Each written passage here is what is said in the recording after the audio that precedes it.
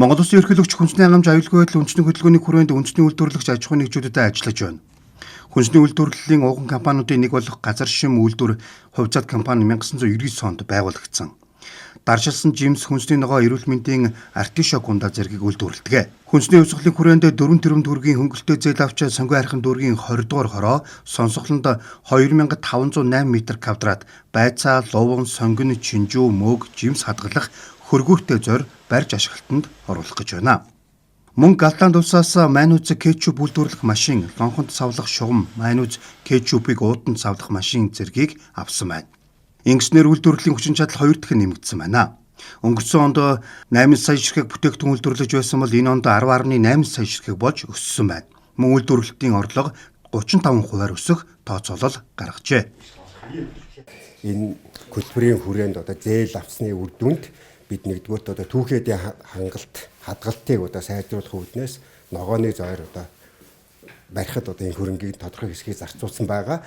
Мөн үйлдвэрлэлийн хүчин чадлыг нэмэгдүүлэхэд мөн шинэ бүтээгдэхүүнийг үйлдвэрлэж зах зээлд нийлүүлэх зорилгоор тоног төвөөрөмжүүдийг хотод авч суурьдуулсан. Үүний үр дүнд манай үйлдвэрлэлийн хүчин чадал 2 дахин өссөн. 23 оныг 25 онтой харьцуулах юм бол үйлдвэрлэх бүтээгдэхүүний тоо хэмжээ 44% өссөн. Борлуулалтын орлого бол 36-аас 37% өссөн ийм үр дүнтэй байна. Манай үйлдвэр 2025 онд цагт 4500 хүртэл ширхэг бүтээгдэхүүн үйлдвэрлэх хүчин чадал бүхий майнууз, кетчуп, чили соус, жимс батон ногооны нурагш, амт чили соус, паста гэх мэт бүтээгдэхүүн үйлдвэрлэх ийм шин шугамыг ашиглалтанд оруулсан. Ингэснээрээ бид нар өмнө нь цагт 3000 орчим бүтээгдэхүүн үйлдвэрлэх хүчин чадалтай байсан бол өнөөдөр бид нар цагт 6500 хүртэл бүтээгдэхүүн үйлдвэрлэх өдөртөө 60 гаруй мянган бүтээгдэхүүн үйлдвэрлэх ийм хүчин чадал бүхий үйлдвэрлэлийг явуулах боломжтой болсон. Өргөжлөлийн ерөнхийлөгч очир загинс хязгаарлагмал хувьцаат компанид ажиллалаа. Компани 2005 оноос 4 хүнтэй өрхийн бизнес хэлбэрээр үйл ажиллагаагаа явуулж ирсэн төвхтэй.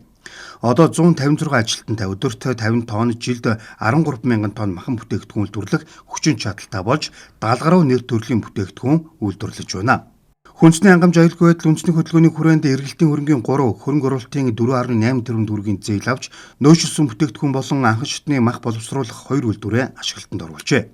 Мөн тоног төхөөрөмжийн гайлын татварын хөнгөлөлтөнд хамрагдаж энэ онд 44 сая төгрөг авсан бол эх онд 133 сая төгрөг буцаа авах юм а.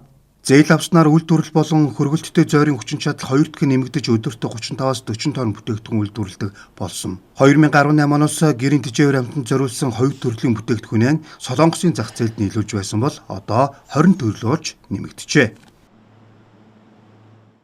Хүнсний хувьсгал үндэсний хөдөлгөөн 2022 онд эхэлсэн. Тухайн үед ерөнхийлөгч манай хян махан бүтээгдэхүүн үйлдвэртэй танилцсан манайх нэг үйлдвэртэй байсан. Түүнээс хойш гарсан үр дүн өнөөдөр 3 үйлдвэртэй болж өргөгдсөн байгаа. 23 онд манай нөлсөн бүтээгдэхүүний үйлдвэр, 25 онд анхан шатны мах боловсруулах үйлдвэрийн бас ашиглалтанд орсон байгаа. Хүнсний хувьсгалын өрөөнд ингээд үйлдвэрийн 3 үйлдвэр болж өргөжлөө. Дээр нь барилгын нийт талбар нь 3 дахин нэмэгдсэн байгаа. Үйлдвэрлэлийн хүчин чадал 2 дахин нэмэгдсэн.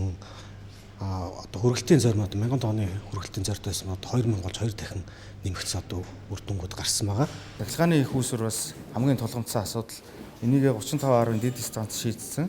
Мөн ажилчдын байрыг бариад энэ жилдээ ашиглалтанд оруулахар ажиллаж байна. Дараачийн 26-27 оныхоо төлөвлөгөөн дээр бид махан бүтээгдэхүүний жишг болсон дэлгүүр болон рестораныг барина.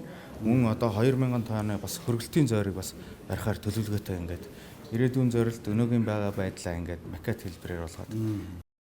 Хүнсний хангамж аюулгүй байдал үндэсний хөдөлгөөний хүрээнд 3000 гаруй аж ахуйн нэгжид 1.2 их найд төгрөгийн урт хугацаатай бага гүйтэй өнгөлөлттэй зээл олгоод байна. Үүний дүнд 53 үйлдвэр ашиглалтанд орж зөвхөн нэг жилд 44 мянган ажлын байр бий болсны зэрэгцээ хүнсний бүтээгдэхүүний нэр төрөл 1000 гаруйгаар нэмэгдсэн.